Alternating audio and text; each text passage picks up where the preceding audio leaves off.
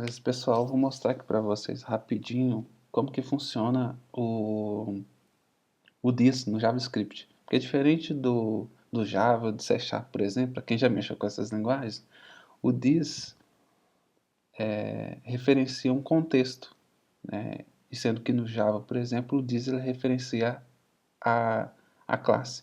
Então, no JavaScript, toda função ela tem um contexto, que é o contexto da função. E esse contexto é o this. Então, se a gente criar uma função aqui,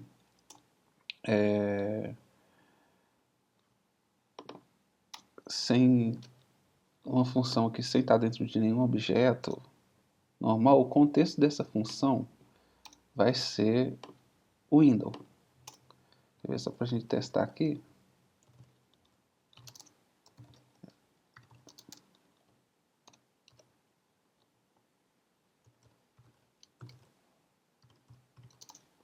Então o nome da função é mostra contexto e vai dar um log no qual é o this. Então vou chamar ela aqui mostra contexto.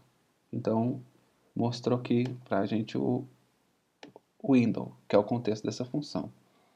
Então, se eu defino um outro objeto, por exemplo,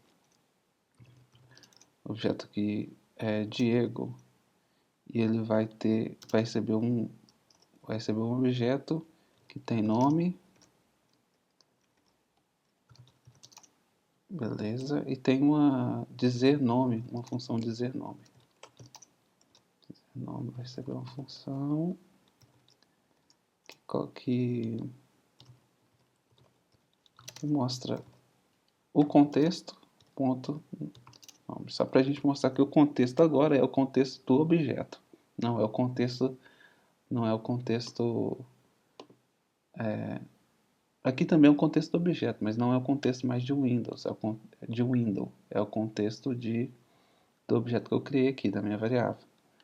Então, se eu faço Diego.dizer nome, ele vai mostrar, ele vai mostrar o nome, beleza. É só para mostrar aqui que mudou o contexto mesmo, pedi para mostrar só o this. Ó, mostra só o this, ele colocou o objeto todo no log. Então, vou voltar aqui. E aí, só para exemplificar mais aqui, então se eu crio uma função externa aqui que chama dizer nome, uma variável externa aqui, dizer nome, e ele vai receber o ponto dizer nome, ele recebe a função que está dentro do objeto. Se eu chamo a função aqui, vai ser undefined, porque em Windows não tem nome, não tem nome definido. Então, se eu defino aqui,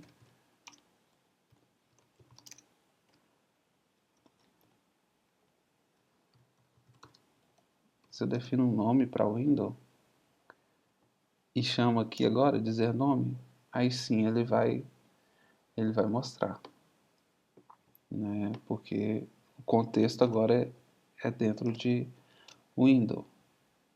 Tem uma outra coisa aqui que é o seguinte: você poder fazer o seguinte, e se eu quiser que dizer o nome aqui, que o contexto dele, esse dizer, vou mudar aqui a função só para ficar diferente, vai ser dizer o nome externo. Dizer o nome externo aqui, que o contexto dele não seja o window, porque quando eu chamo ele aqui, dizer o nome externo,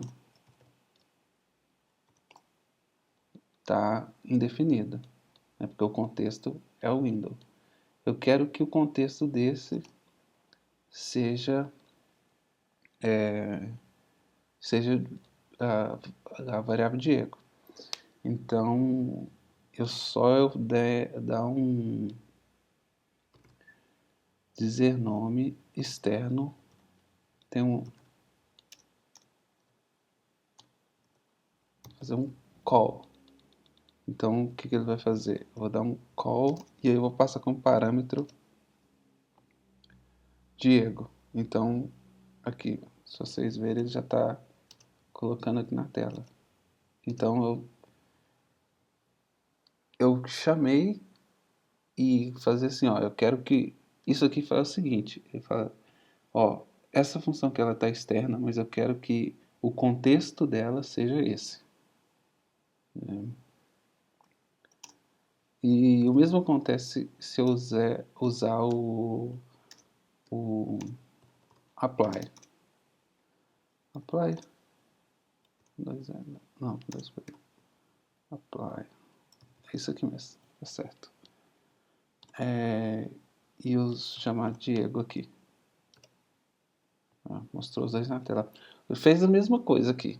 A diferença de um para outro é o seguinte, é que no, uh, além do contexto aqui, eu posso passar outros parâmetros, né? E no e aqui eu passo um parâmetro como se cada um fosse uma variável. E agora no apply não, no apply eu posso passar um array direto para poder fazer o que eu quiser com eles. Só que não vai ter diferença porque eu não estou fazendo nada aqui, né? Vamos ver só se dá para mostrar aqui. Vou passar aqui.